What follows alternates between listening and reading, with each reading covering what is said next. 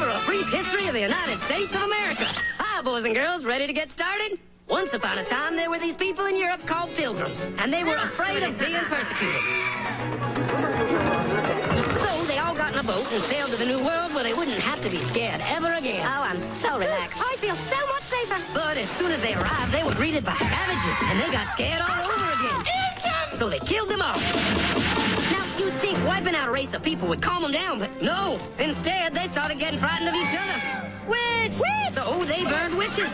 In 1775, they started killing the British so they could be free. And it worked. But they still didn't feel safe. So they passed a Second Amendment which said every white man could keep his gun. I loves my gun.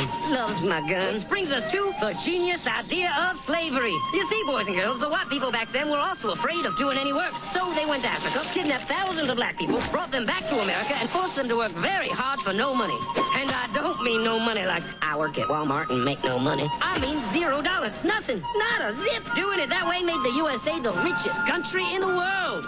So did having all that money and free help calm the white people down? No way. They got even more afraid. That's because after 200 years of slavery, the black people now outnumbered the white people in many parts of the South. Well, you can pretty much guess what came next. The slaves started rebelling. There were uprisings, and old master's head got chopped off. And when white people heard of this, they were freaking out and going, I want to live. Don't kill me, big black man.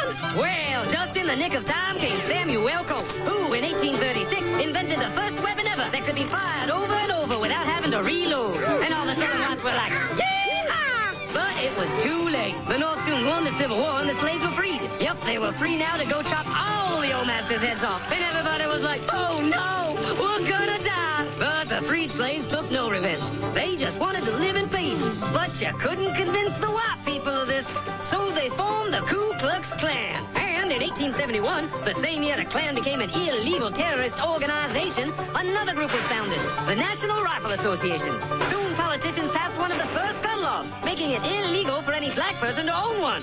It was a great year for America, the KKK and the NRA. Of course, they had nothing to do with each other, and this was just a coincidence. One group legally promoted responsible gun ownership, and the other group shot and lynched black people. And that's the way it was all the way to 1955, when a black woman broke the law by refusing to move to the back of the bus. White people just couldn't believe it. Huh? Why won't she move? What's going on? Man, all hell broke loose. Black people everywhere started demanding their rights, and white people had a major freaky fear meltdown. And they were all like, run away! Run away! And they did. They all ran fleeing to the suburbs where it was all white and safe and clean. And they went out and bought 250 million guns and put locks on the doors, alarms in the houses, and gates around the neighborhoods. And finally, they were all safe and secure and snug as a bug.